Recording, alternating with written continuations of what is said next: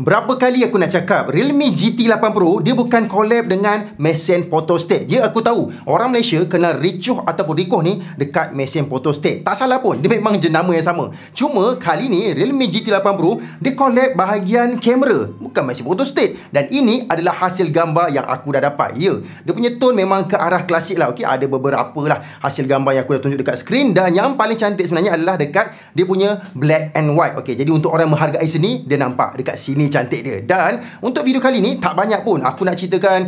Memandangkan dah launching, aku nak ceritakan 4 saja kelebihan. Tak banyak pun. Yang pertama, dekat dia punya UI. Okey, Realme UI 7 ni nampak makin kemas lah. Okey, bila kau slide atas ke bawah ada liquid glass kat situ. Okey, nampak kemas. Dan bila korang swipe ke, fingerprint ke, dia punya apps widget memang nampak makin kemas. Ya, sesuai untuk jadi sebuah flagship. Yang kedua pula, bahagian wireless charging. Betul, bateri besar, charging laju. Tapi sebelum ni Realme GT7 Pro tahun lepas punya tak ada wireless charging. Kali ni dah pun ada. Yang ketiga pula, okey, bahagian kamera. Pertama ada AI landscape. Dekat atas ni kau boleh adjust lah nak sampai 50 megapiksel ke 200 megapiksel. Lepas tu pula bahagian video yang paling tinggi ada sampai 8K 30 fps. Siapa yang pakai ni? Lepas tu rendah sikit ada 4K 120 fps. Ini memang best lah bagi yang kaki slow mo. Ini yang paling menarik. Tapi untuk aku 4K 60 fps dah cukup dah sebenarnya. Okey. Lepas tu pula bahagian foto, okey, ada ultra wide sampailah zoom maksimum 120 kali. Tapi betul Realme ada bagi tahu dia punya zoom yang maksimum cantik adalah dekat bahagian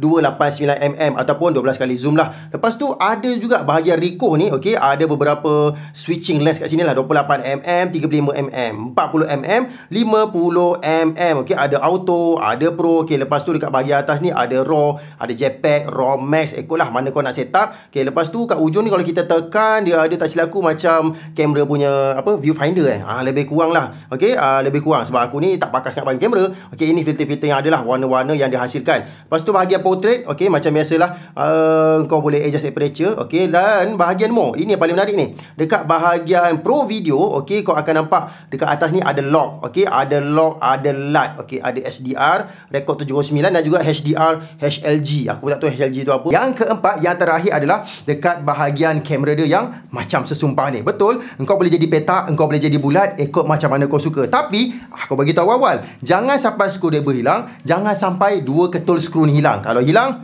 masa kau pakailah kamera yang standard, tak ada casing. Dan itu apa yang aku nak ceritakan. Namun apa pendapat korang? Baik beli tak Realme GT8 Pro ataupun